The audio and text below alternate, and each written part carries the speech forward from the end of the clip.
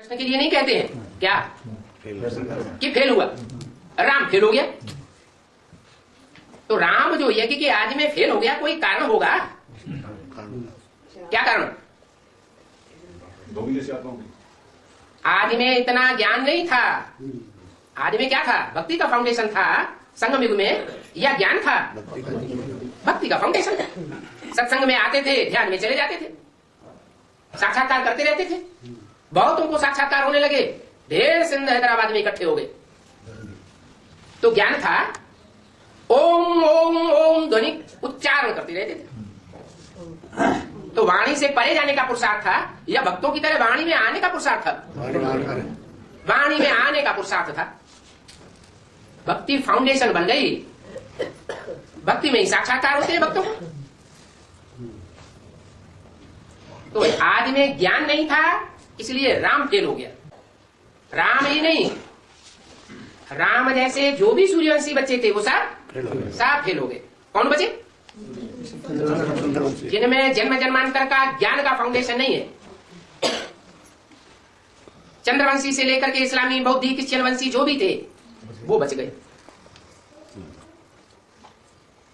और जो आत्माएं बुद्धि के आधार पर काम लेने वाली थी, बुद्धिमान बाप के बुद्धिमान बच्चे थे, उनको बुद्धि का भोजन नहीं मिला तो टूट पड़े। बाकी भक्त आत्माएं रह गई। भक्त आत्माएं क्या समझेगी? अगर भगवान आ भी जाए और भक्तों को मिल भी जाए तो उनकी अंधश्रद्धा कहेगी हम पुरुषार्थ करते रहेंगे, कोई न कोई जन्म में कभी न कभी मिल जाएगा। ज्ञानी तो आत्मा बच्चे क्या कहेंगे? अरे हम यहाँ पढ़ रहे हैं तो प्राप्ति अगले जन्म में करेंगे क्या? ये तो भक्तों की तरह अंधश्रद्धा हो गई। तो चंद्रवंशी से लेकर के इस्लामी, बौद्धिक, क्रिश्चियन आदि जो भी वंश की आत्माएं भारत में कन्वर्ट होती रही थी, वही कन्वर्ट हुई आत्माएं यज्ञ के आदि में फिर आ गई थी और वो बच गई। बाकी जो बुद्धिमान बाप के बुद्धिमान बच्चे थे सूर्यवंशी, वो चले गए। उनमें मुख्य था राम। तो बोला युद्ध के मैदान में नापास हुआ तो फिर त्रेता में आ गया। तो भी अच्छी मेहनत की होगी, क्या कहा?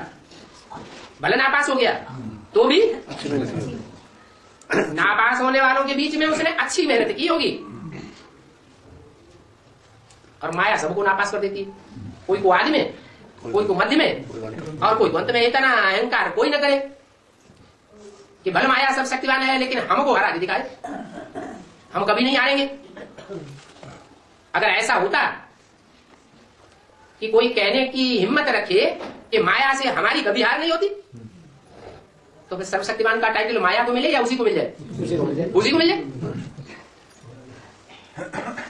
तो बोला नापास हुआ तो त्रेता में आ गया, तो भी अच्छी मेहनत की होगी, पुरुषार्थ करके अभी तो पद पावेंगे।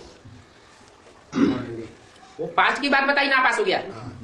और जो ब्राह्मण बन करके जो भी पुरुषार्थ करते हैं, भले शरीर छूट जाए तो भी उनका पुरुषार्थ व्यर्थ नहीं जाता, अगले जन्म में ऐड हो जाता है।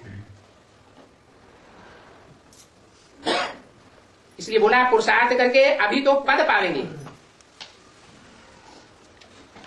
संगम युग तो पड़ा हुआ है ना, अभी फाइनल पेपर तो नहीं हो गया। कोई फेल हो जाता है शुरू की मासिक, तिमाही, 6 माही इम्तिहान में, तो अनुभवी बनता है, अनुभवी तो बनता है। अगर अच्छा पुरुषार्थ करे लास्ट में तो फास्ट जा सकता है या नहीं जा सकता है? जा सकता है। तो पुरुषार्थ कर अभी तो पद पावेंगे। मैंने कंफर्म कर दिया कि रामवाली आत्मा भी पुरुषार्थ करके लास्ट में पद पाएगी। वो कल्प कल्पांतर पाते रहेंगे। कौन? वो हमारी किसकी तरफ इशारा किया? जो राम जैसी आत्माएं हैं, जो आदि में फेल हो गई थी पूरा ज्ञान न होने के कारण, वो कल्प कल्पांतर पद पाते रहेंगे। बच्चों को साफ साक्षात्कार होगा।